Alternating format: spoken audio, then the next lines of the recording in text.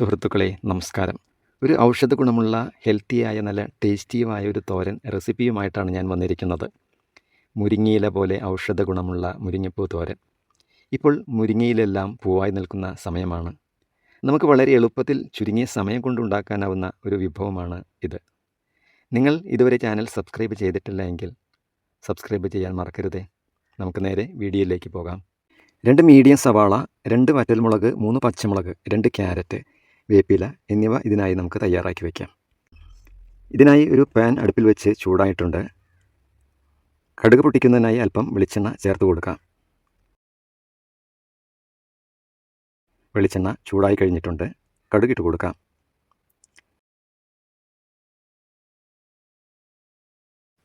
അല്പം വേപ്പില ചേർത്ത് കൊടുക്കാം.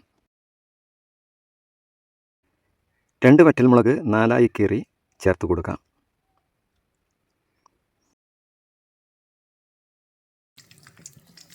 പച്ചമുളക് 3 കട്ട് ചെയ്ത് വെച്ചിട്ട് ചേർത്ത് കൊടുക്കാം.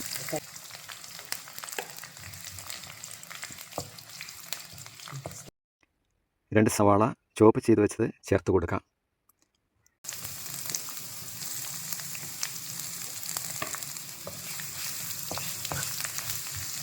സവാള നന്നായി വഴന്ന് വരുന്നതുവരെ നമുക്ക് ഇളക്കി പാകം ചെയ്യാം.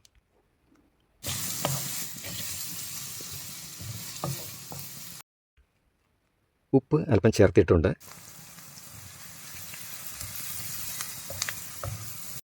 സവാള വഴന്നിട്ടുണ്ട്. ഇനി നമുക്ക് അരമുറി നാളികേരം ചിരകിയത് ചേർത്ത് കൊടുക്കാം.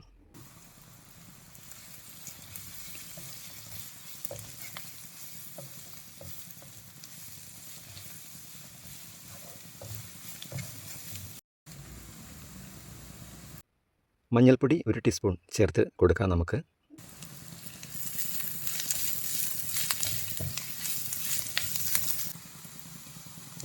നേരത്തെ ഗ്രേറ്റ് ചെയ്ത് വെച്ച ക്യാരറ്റ് ചേർത്ത് കൊടുക്കുന്നുണ്ട്.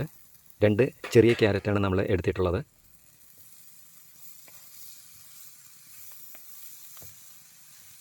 ക്യാരറ്റും നല്ല ഔഷധ ഗുണമുള്ള വൈറ്റമിൻ എ സമ്പുഷ്ടമായിട്ടുള്ള വിഭവമാണ്.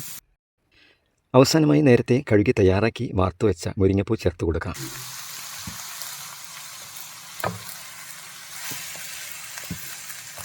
എല്ലാം നല്ലപോലെ ഇളക്കി ചേർത്ത് 3 മിനിറ്റ് മീഡിയം ഫ്ലെയിമിൽ വേവിച്ചെടുക്കാം.